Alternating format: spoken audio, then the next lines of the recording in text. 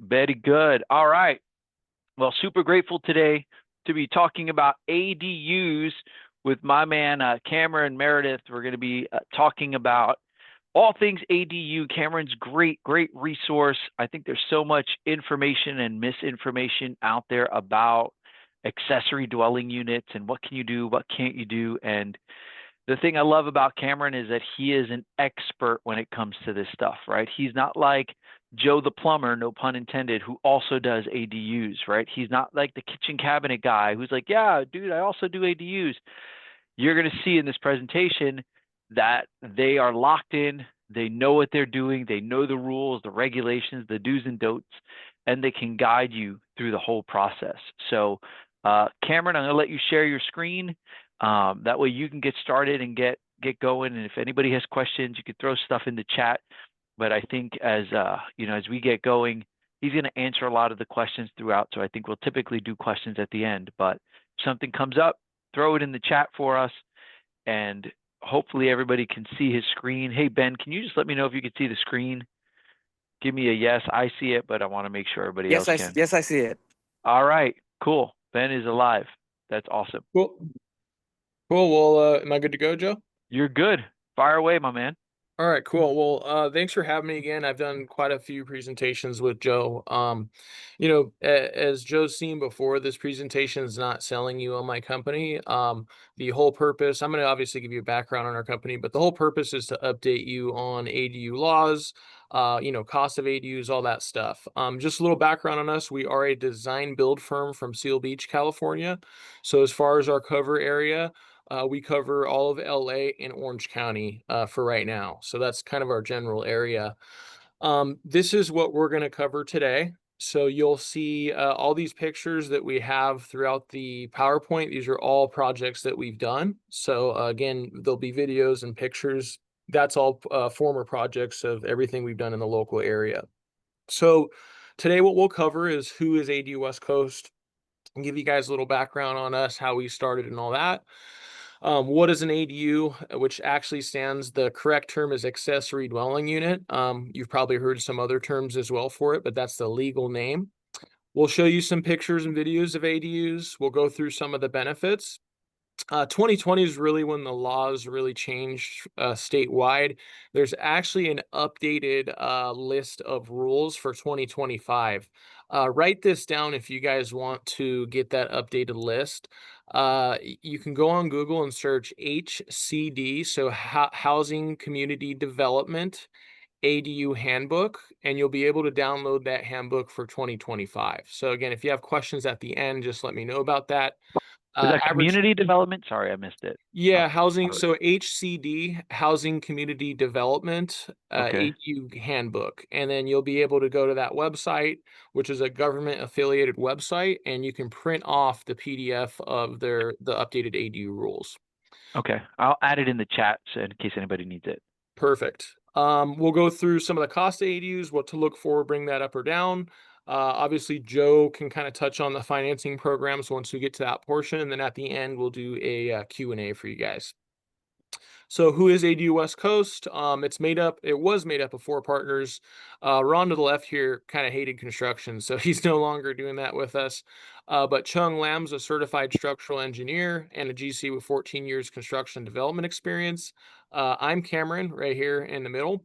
I'm a general contractor, ADU expert, consultant, and builder. I used to do real estate about 7 years ago before switching to construction. And then Chi right here is Chung's brother. He's an architectural designer with about 15 years design architectural work. Right here, I show you guys, these are 2 custom homes we did a while back in downtown Huntington. It was a single lot that we split, and then we built 2 tall and skinnies. Reason I show you that is our background is in luxury custom homes, which we still do about a few a year. But when 2020 started, we started focusing really on ADUs, where right now we probably do anywhere from 20 to 30 ADU projects a year. Some of those are in design, some of those are in construction. So what is an ADU? An ADU is a second or third house with complete independent living facilities, which includes a kitchen and bathroom. So just FYI, like a city's not going to make you or let you convert a garage just as like an entertainment area The only way you could really convert that space and take away parking is it has to be permitted as an ADU. Therefore, it has to have a kitchen and it does have to have a bathroom because, again, this is all supposed to be for people living. Doesn't matter what you do with it, but that's how you get it permitted. ADU also stands for, granny flat, grandpa flat, mother-in-law, father-in-law quarter. But again, the legal term is accessory dwelling unit. Right here, it shows some of the different ADUs you could do. So over a garage is actually going to be the most costly to do. It's probably not the most common unless you want to save your garage or you don't have a backyard space. Right here to the right is a garage conversion. You can do an attached garage, you can do a detached garage, it doesn't matter. That is going to be the most cost-effective option in most cases. Bottom left here is a standalone unit. So if you have enough room in your backyard, which is a 4 feet setback from your side and rear lot line, and it's anywhere from 6 to 10 feet from any existing structure, that varies between cities. So double check with your city what the existing setback is for existing structures. And then down here is your attic or basement conversion. Attics are usually a little bit too low, so we don't see a lot of those. Basements, same thing. We don't have a lot of basements here. I'm actually about to finish one in Highland Park, which is like a tiered structure. So technically, that would be our first basement conversion, but again, not so common here in California. So you as real estate professionals know a lot about this, right? The red indicates how far behind we are on housing production. So you can see the whole coast is red. I mean, all of California is pretty much almost red as far as housing inventory. Reason I show you this is the reason why the bill was enacted in 2020 is to prevent more housing production. So again, we're in a housing crisis. They passed these laws in 2020. Therefore, it's in their mind, and there's some data to back it up, but we're actually outpacing regular construction at this point as far as ADUs statewide. So it is helping. And again, I don't have updated data, but you can find that online as well. Here are some ADUs we've done. So top left, this was actually a 360 square foot garage conversion. I really did like the client's finish on this. They moved their mom back into that garage. So again, they used this was for a family member. Right here was in Belmont Heights in Long Beach. That was a garage. We extended that garage out to hit about 550 square feet. And this was a studio that they built for their son. Pretty nice unit for their son there. And then bottom left, this was in West LA. You can see this right here is a Murphy bed. These clients, particularly, they're both lawyers. They wanted a at-home office space where they could also have family come in from the East Coast and stay with them. So hence why there's a Murphy bed, but they do use this as more of a flex space. Funny enough, I always tell people this. We do both. I would say it's a split 50-50 between multifamily ADUs and single family. Out of all the single family ones we do, I would say 90% is a family member moving back. So most of these are not being rented to random people. Again, it's usually an elder or a young adult that's moving back into the ADU. Right here in That's the top. crazy. Yeah, right. I mean, just that picture, the one, if you go back, the top left, Yeah. like, I won't lie, that's nicer than my house. Yeah, this one's really nice. And like I said, the Dude, clients, that's awesome. they did a great job with Yeah, the finish selection, the tile and all it's that, and the floating beautiful. vanity. So Ah, yeah. okay. And by the way, that it's all up to the clients, right? So I wouldn't, this is not really my style right here, you know what I mean? But hey, they owned a tile company, they wanted to do that. So we do whatever the client wants. Which same thing for you and your clients as well. So top left here, this was another garage conversion. This was about 360 square feet. This is a studio. She's renting this out to a traveling nurse, which is very big in California. This furnished unit, which again is a 360 square feet studio. Last time I checked with her, I think it was getting about 2,600 a month for a midterm rental. So with ADUs, there is a statewide law that says you cannot rent it under 30 days. So therefore, a short-term Airbnb lease is not allowed statewide. You can do a midterm rental, so you could still, do an Airbnb. It's just got to be 30 days or more, which these are usually about a 3 to 6 month lease term. Right here to the right was a big one we built in Whittier for her mom. You can see that's a little bit different than your standard ADU. Bottom left here, these two pictures are from a project we did in Altadena. It's a 400 square foot ADU. Unfortunately, this one just burnt down in those fires. So we will be rebuilding that once they have those plans approved. So what else can ADUs be used for? We've seen elderly care, music studio, office space, workout yoga studio, art space, guest house, entertainment area, and income property. So as I mentioned, remember it has to have a kitchen and bathroom. So no matter what you use it as, it really doesn't matter. We can customize the space. Just remember it has to have a bathroom and it has to have a kitchen. So what are some of the benefits of ADUs? ADUs can provide a source of income for homeowners. So right now, I would say we're actually closer to $2,000 a month for a standard one bedroom, 400 square foot unit. Again, that number is going to vary just depending on your jurisdiction and where you are. I mean, you're all realtors or in the real estate industry, so you can kind of look at what your local area would yield. ADUs allow extended families to be near one another while maintaining privacy. So just like in the picture here, most of these are detached. That's not to say we haven't done attached ADUs. We've done a few of those. But I think personally, a good setup is having a separate structure.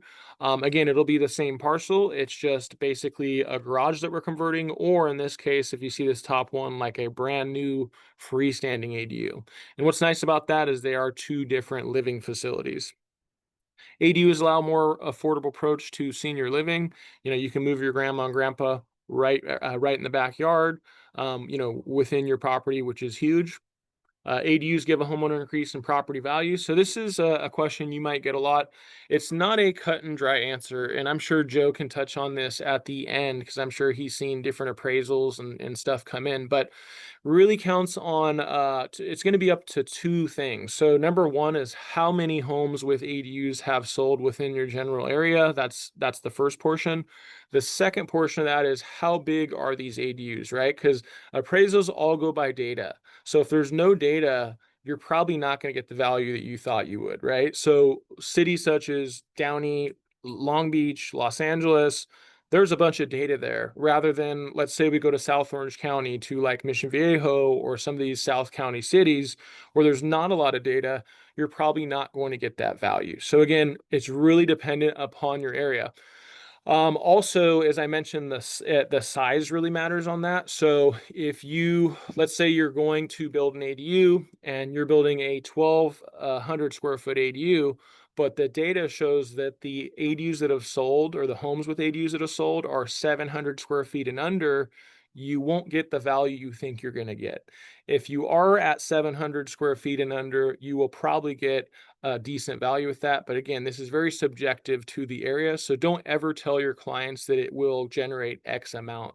I don't want you to mislead your clients that. ADUs increase the housing supply, especially in urban areas where it's needed. So affordable housing. And then owners can now build 2 more units on a single family R1 zone property. So we can do an ADU and a junior ADU. To not take too much time, the specifics of a junior ADU has to be built within livable square footage of the front house. Also, in addition to that, cities actually count an attached garage as a portion of that. So I know it's not technically living space, but for junior ADU purposes, they will count that. So just FYI. Junior ADUs also have to be under 500 square feet total. So again, just very specifics on a junior. And by the way, this is only for residential R1 zone property. I'll talk about multifamily ADUs later, but junior ADUs are only for residential properties. And it will help with much needed housing inventory. Again, I go back to that sheet that shows how far behind we are on inventory, which this obviously helps out a lot since there's already properties there and the development standards are a lot less than developing new homes. So what are some of the city benefits of ADUs? I always like to go through this to share with people. So it will count towards the RHNA, which is the Regional Housing Needs Assessment and Housing Element Needs. It meets affordable housing requirements. So these two things right here, each city has a goal to meet in the state of California. And the reason why is they have a housing production goal and they need to provide a certain amount of houses pending the area. If they do not meet that demand, they actually get fined or money withheld to that city. So again, cities like this because instead of building large skyrise apartments, they can count these ADUs towards their housing supply, which is big. Also, it conserves a variety of community needs. So we got young people, as I said, elderly people, and workforce. We'll talk about each one. Young people, right? Who can afford a starter home at $800,000 in California? Nobody, right? Elderly, a lot of people, elders, they don't need two-story homes. They don't need a 3,000 square foot house. Therefore, they're moving into an ADA approved one-story ADU, which is huge. And then workforce, again, we've seen a lot of traveling nurses, we've seen a lot of professors, certain temporary jobs. There's a lot of people that are renting these for midterm rentals. And then it will increase property taxes. So if I don't explain this well enough, just type it into Google or Chat GPT, but it's called a blend assessment. So your property tax would stay the same for your front house. There will be an addition to your taxes. The way they calculate that is the cost of hard construction, meaning just the construction cost. So not your plans or anything like that. Let's say it's $100,000, right? That would get times by your tax basis, and then you'd figure that number out, which usually for a garage conversion, it raises your property taxes under $100 a month. So again, if you have more questions on that, just look it up on Google. I'm sure Google explains it a little bit better than I do, or we can talk about it at the end. Some of the 2020 state law changes. So the owner no longer has to live on the property to rent it out. HOAs must allow ADUs. We've done a few in HOAs. I can't promise you your HOA is going to try to be difficult. Joe, you got a question? Yeah, so real quick on that, because Yes. you had said it was third, like if you build an ADU, you can't do short-term rental. It has to be 30 days only, right? 30 plus, yeah. 30 plus. So is that the same if it's a rental, like, or can you do short-term rental? Like if I have a You rental property and I build an ADU on it, is it still that 30-day rule? correct, yeah. Any ADU is exempt. They don't want you doing anything under 30 Short-term days. rental. Okay. Yeah. Now, it depending on your jurisdiction, your front house might not have that restriction, right? So if you want Yeah, to do a long term on your ADU and then a short term on your front house, if the city allows that, that could happen. got Um, it. and not to say like I have clients who are like, hey, I don't really care what the state law is, and I say that's cool, that's totally up to you. I just build them. But there are people who defy that, which is totally up to them. So HOAs must allow ADUs, as I talked about. No minimum lot size requirement. Before was around 4,000 square feet. An ADU and a junior ADU can be built. So as I talked about, we could essentially have 3 units, including the dwelling unit, on an R1 zoned property. New multifamily ADU laws. So, not sure if you guys do multifamily. I'll just explain this real fast. Multifamily ADU, which is anything 2 units or more, is considered multifamily in the eyes of ADU laws. Single family and multifamily have a little bit slightly different rules. Okay, so remember, single family can have an ADU and a junior ADU. Multifamily, you can build ADUs 2 ways. The first way is called the 25% rule. So you're allowed to build up to 25% of the existing unit count out of non-livable space. So non-livable space could be a garage, it could be a storage. Some cities will allow you to do carports, some won't. So you need to verify that with your local jurisdiction. For example, if we have 4 units, you're allowed 25% of that, which is one ADU out of those garages. If you had 8, you're allowed 2, and so on. So essentially, if we had a 100-unit apartment, by law, if it made sense on the property, we could do 25 ADUs out of non-livable space. Now, does that make sense for a lot of properties? Probably not. I'd say that'd be very difficult to do, but it is possible. The second way is you can build up to 8 freestanding ADUs, but you can't do more than your existing unit count. So if you have a duplex, you can do 2 ADUs. If you have a fourplex, you can do 4, all the way up to 8. And again, you can't do more than 8. So if you have 10 units, you're allowed to do 8 maximum. Double check on this, whether they'll let you stack them, whether they'll let you attach them. That could vary between cities, so that's something you need to clarify. Limited parking requirements. So If you're within a half-mile of public transit, or if you convert a garage, there is no parking requirement. Unless you are in a coastal zone, coastal commission could still require parking. So just FYI. Cities cannot override major state law changes. And then you can build up to 1,200 square feet in most cities. Again, just double check. I know Long Beach for single family limits their ADUs at 1,000. Most cities are at 1,200 square feet. Again, just double check with your local jurisdiction there. So average cost, I would say these costs, I haven't updated this slide in a little bit, but I would say these costs are actually more than what they show now. For your standard garage conversion, I would say you're probably closer to 160, 170K at this point. Ground up, let's say 400 to 1,200 square feet, you're probably closer to the 185 all the way up to 400 plus. And by the way, anytime you do a freestanding ADU and it's over 500 square feet, you are going to have to do solar panels and you're going to have to do a soils report. A soils report is probably an extra $4,000 to $5,000, and then depending on how big your unit is dependent upon how many solar panels you need. So just be aware, if you do a freestanding, non-attached, or not using existing space, these two things will be extra. And then below here, let's say you're going above a garage. I would say this is probably closer to the 220, 225 range for your standard garage. Obviously, if that footprint goes out, we're changing a lot of the structural engineering. That cost is probably going to go up quite significantly. So what to look for with cost? Electrical, what is your current electrical load? What is the new demand for that? Below here is sewer. How far is our sewer? And I have an example on the next slide to show you guys. What are we trenching through? Is it grass or do we have to break up concrete? This is all stuff we need to know. Siding versus stucco. So we have to match the front house, right? So for example, your redwood siding, like one we're doing in orange or just finishing in orange, requires a lot more work. Not only is the material, two or three times expensive, but we have to prime and paint it versus stucco, which is a lot less, right? So that's going to determine a big portion of the cost. And then also roof material, if you have a Spanish clay tile roof, we got to match that rather than your comp shingle, which obviously a comp shingle is going to be a lot less if we were to go that route. And then condition of the surrounding area. So are we on a hillside? Is it flat? Is the ADU sloping down from where that sewer is at? This could all raise awareness. Not that it can't be built, but it's just going to raise up the cost depending on what we're building on. And then condition of a garage, if we're doing a garage conversion, most cases we like to keep the existing roof and patch as needed.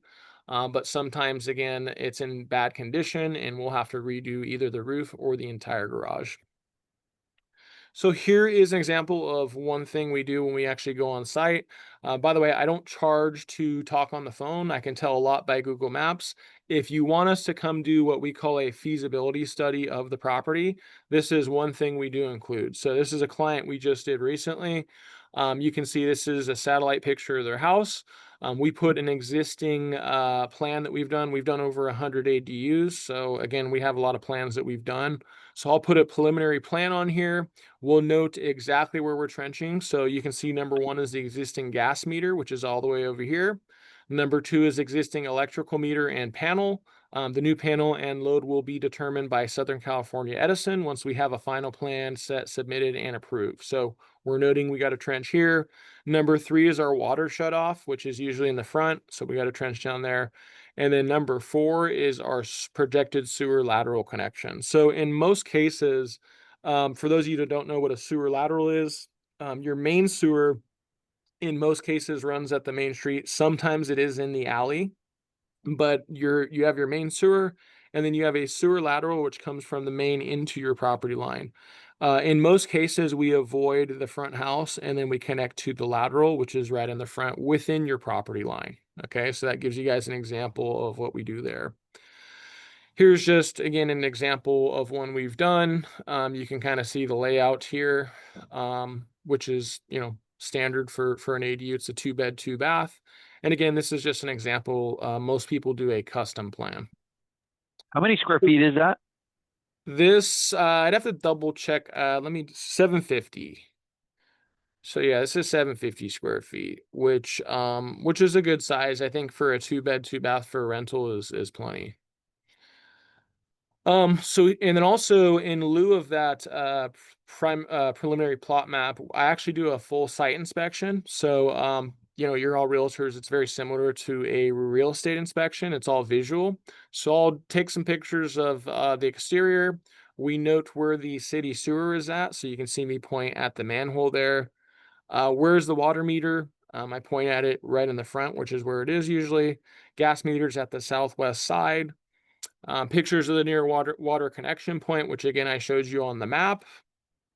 Pictures of the nearest clean out. So we didn't see one on the ground, but we did find one underneath the slab, which we note here. We do note that it's an existing 200 amp panel, as you can see here. Pictures of where the power comes in, which it comes in from above. You see pictures of the backyard, the driveway. This is important as well. Any abnormal site conditions. So, in particular to this property, we want to look for elevation changes. That could be an issue, especially with standing water, right? So, I did note here that the neighbor has a slight elevation, right? Meaning that this is a little bit higher than this side. I did not see any water damage in here, but that could raise awareness if it wasn't done properly. So, again, I'm just noting that on my report. I do have a satellite picture. Obviously, this is shrunken down since it's in a proposal, but or a presentation. But you could see the layout of where these are at. We note that it's existing stucco. Pictures of the exterior, so we have a better idea there. And then existing wood shingles. Again, they don't even allow wood shingles anymore. So we're actually going to rip this off and replace it with comp shingles due to fire hazard. So we're changing this out. Pictures of the slab, pictures of the footings. A lot of times we can't see that, or sometimes there's no footings at all. Pictures of interior walls, pictures of the ceiling and the ceiling height, which we note it's at 8.6 foot right there. And then pictures of retaining walls or any structural lumber. Here we note the scope of work. Is it feasible? Any structure demolition needed? How far is the sewer run? Any additional parking? And any easements to worry about? Setbacks, lot coverage, location of the ADU, what is the max? Are we meeting the setbacks? All stuff like this. So as you can see, it's a very detailed report. So it's not like I'm just charging you or your clients for a proposal to send a proposal. This is a full investigation of the property. And whether you go with me or not, I think this is good information to have either way. I think it protects not only me, but you as well, for whoever you guys hire. You have enough data and information here to share with people. So here are some rental scenarios for ADUs. So number one is live in the main house and rent the ADU. This is really common. Like I said, we're probably closer to 2,000 a month on a long-term garage conversion. Number two is becoming a lot more popular, which is customize the ADU to how you want it, live in the ADU and rent the main house out. I mean, at this point, I would say most properties are probably in between the 3,500 to $5,000. Again, depending on your area and size. Some areas you might be able to get a lot more. But again, it goes back to some people don't need a two-story house. Some people's kids are in college or growing up.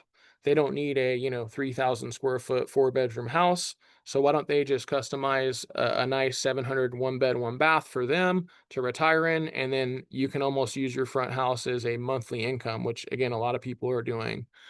Number three is rent both the ADU and the main. Again, just depending on your location. I mean, you could generate a significant amount of income by doing both of those as well.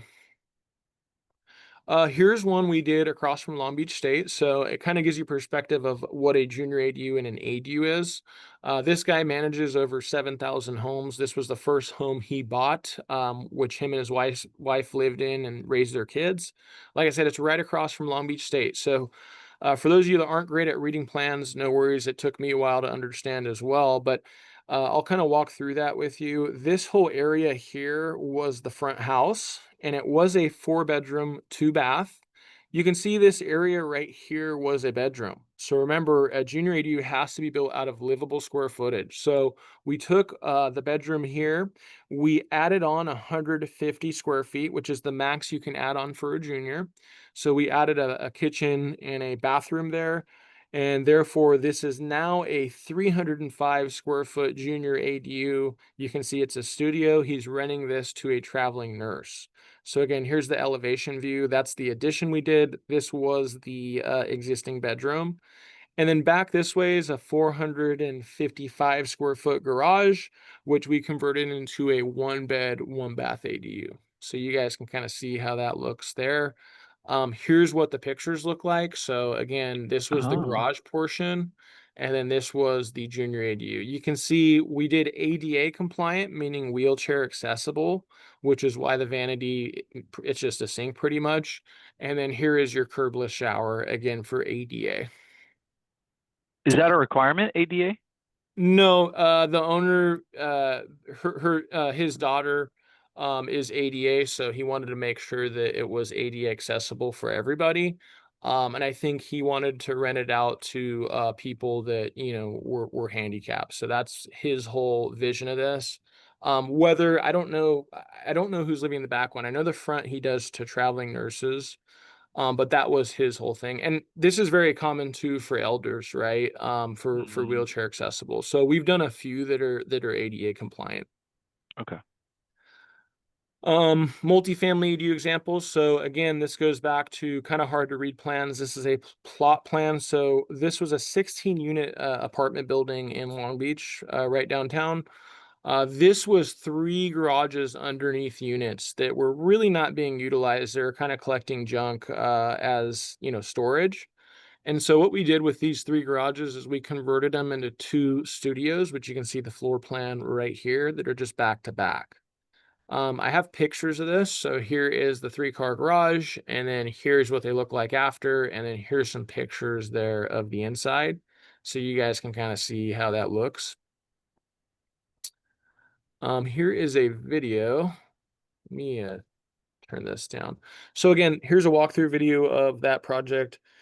You know, these are only 305 square foot units. We weren't fully done taking this video, so you know, there might be some stuff like the closet that's hanging there in the middle of that room. But you know, this was just collecting junk before. Like I said, it was just a 3-car garage. So we finished this out, and the other one is just same model, just back to back.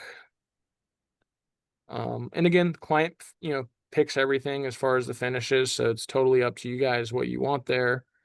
Um, Shaker cabinets, you know, quartz countertop is common. We usually do luxury vinyl plank floors. But that's what that looks like. The other one, like I said, is just a mirror image of this one. And just FYI, right here, this is a existing plumbing pipe that we were going to move, but the client didn't want to spend the money, which is why, you know, that is in the middle of the kitchen, if you're wondering. So again, we can do whatever you want. It's just going to cost more money to move that plumbing pipe, which their budget didn't allow for it. Therefore, we just left it there and built a soffit around it. So again, just pretty standard, but that's that. Steps with building an ADU. So, as I said, number one's a phone consultation. So, I can give as much free information on the phone as possible. So feel free to call me yourself or have your clients call me directly.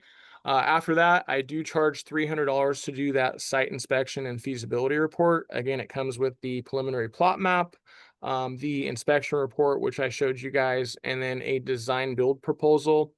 We do credit that $300 back if you guys move forward with us, so it goes towards your job. We do, after that, if you sign, we start pre-construction, which is everything to deal with the city and getting permits and all that. And then once we're ready to start construction, we'll start the construction phase. And then after it's done, you can start collecting rent, or move a family member back, whatever you guys decide to do there. Here's some average timelines. I would say right now it's probably closer to the 15 months all in, but 12 to 15 months is what you can expect. Pre-construction's anywhere from 5 to 7 months, which is everything to pull the permit. And again, this varies between cities. Like some cities are better than others. For example, Compton's really bad. Santa Ana's pretty bad. Long Beach has their stuff together pretty good. Downey's been pretty good. Lakewood's usually pretty good. So it all depends on your city. Construction is usually about 5 to 8 months. If you get separate meters, that will add another few months. So, for example, at the end of the job, we get our electrical released. The city is the one that releases that to Edison, and then depending on how busy or backed up Edison is, they will schedule to install that meter. I've waited 4 months during COVID one time. So just Dang. FYI, it's usually a month or two if you are getting a separate meter, and we can't pass final until that's in. We have pre-engineered plans, so there's 10 pre-engineered plans. These only work for freestanding. You will be able to get these approved a little bit faster in any city since it's already engineered as a package. We do have 2 plans getting approved in Downey as far as pre-approved plans. We have 2 getting approved in Buena Park, and then we have 4 getting approved in Costa Mesa. So as far as cities getting our plans approved, those are the 3 cities that we have as of now. And again, they're not fully approved yet, but they're in process. So I'm assuming within the next month or two. Here's the one so this is a 360 square foot garage conversion. And again, they built this for their mom. And you can see it's a very nice unit. One person's totally fine in here. 2 people, I would say, gets a little bit tight. And I always, just like you as realtors, I always consult with people, asking them why they're building the ADU.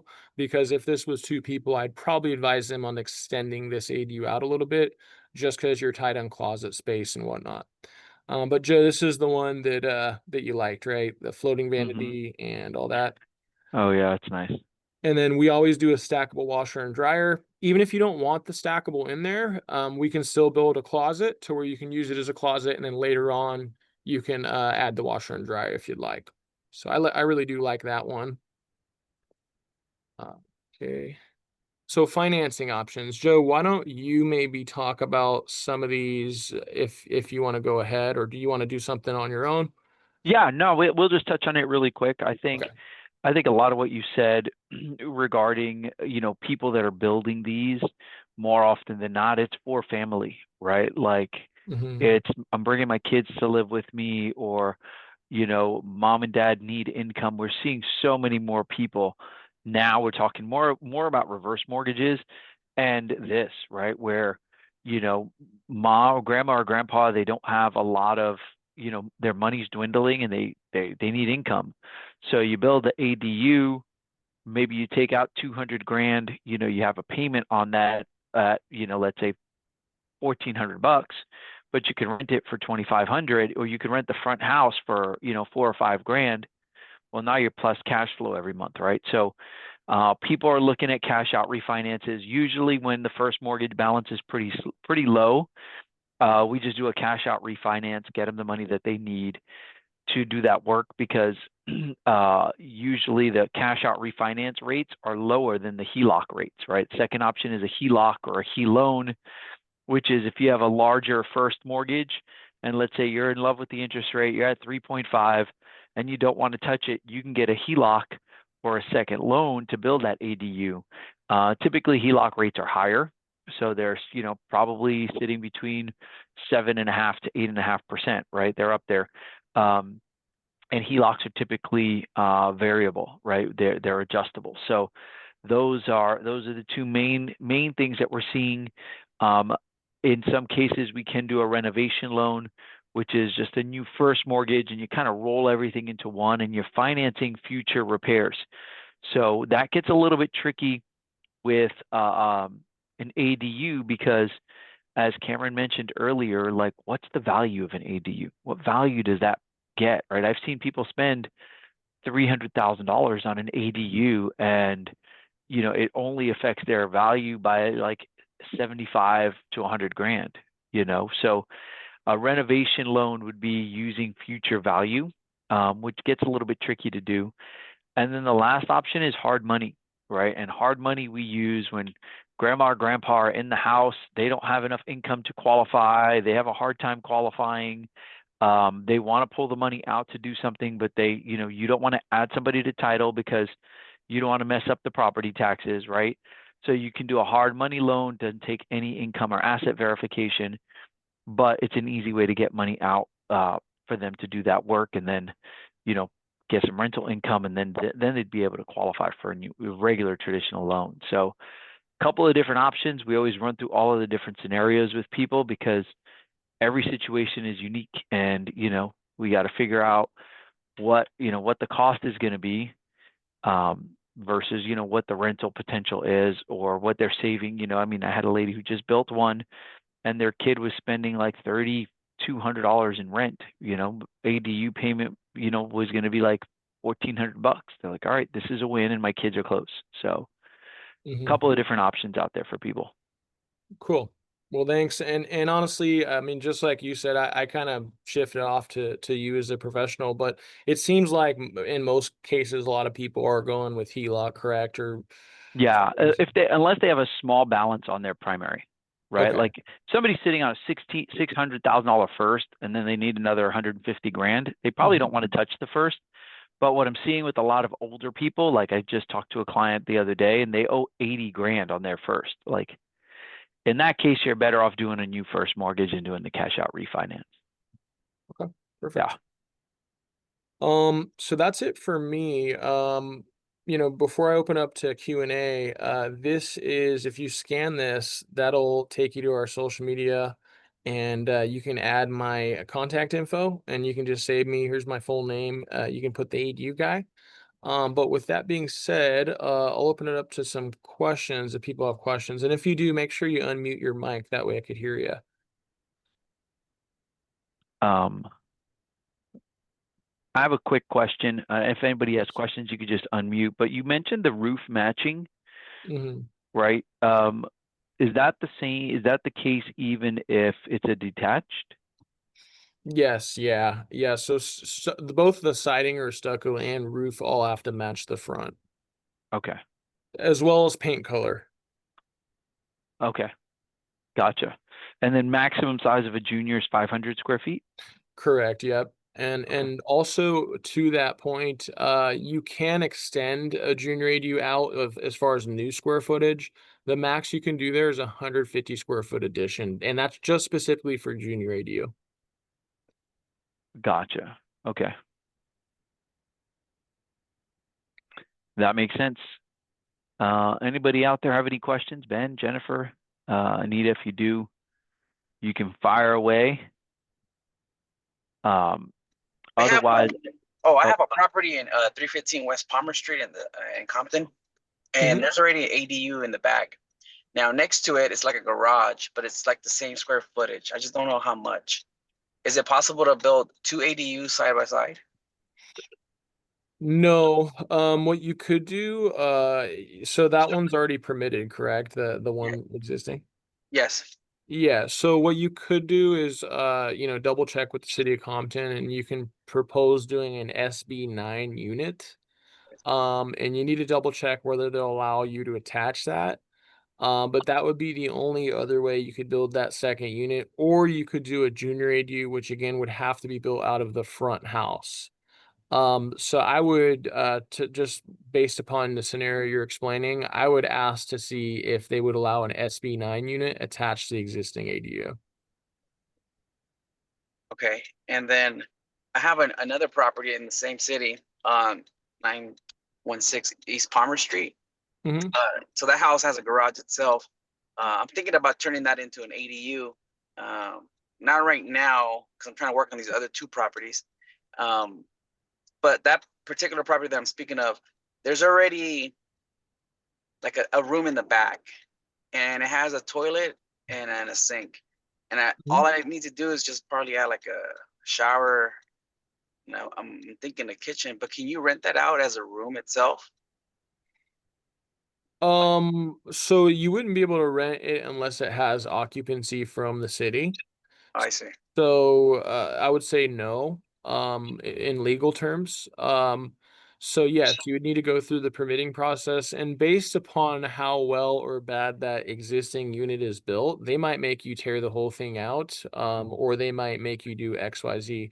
Knowing the city of Compton and Victor, the head inspector there, there's no leeway. He's going to make you make it as difficult as possible for you. So Oh wow. just expect that you'll have to rip everything out, and he'll make it, like I said, as difficult as possible for you. I see. Thank you. Sounds like a nice guy. He's horrible. He's the worst inspector we've ever dealt with. Oh, Wow. sorry. Yeah. Yeah. That's why, and unfortunately, like I'd love to help people in Compton, but I won't do another job there specifically because of how awful that planning and building department are. Oh, wow. Yeah. So just be aware. Like I said, try to get on his good side. I thought I was on his good side, but he's just really, really hard to work with. Okay, I'll do some more research at the city. Let's see what they talk about. Yeah, for sure. Thank you. I had another quick question. If anybody else has something, you can jump. But I know there's been a lot of talk about the law with splitting the property lines, right? Like you can split the ADU off and sell it, right, or something like that. Like, can you tell me a little bit about that? And Yeah, so I forgot. I think it's AB 1033 was the bill, which says that you're allowed to condoize the ADU, but the in the bill it specifically states the city has to opt into this. As of now, there's only been, I believe, 2 cities that opted into it. One is San Jose in Northern California.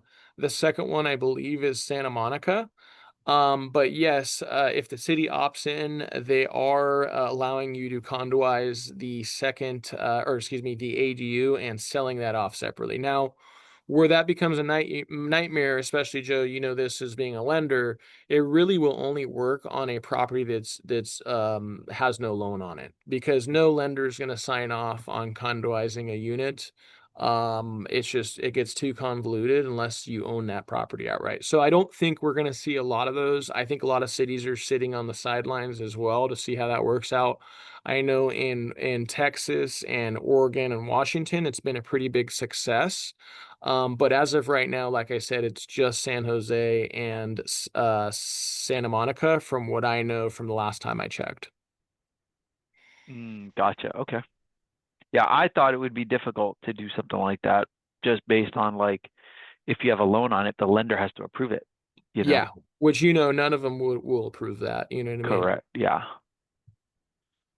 Yeah, for sure.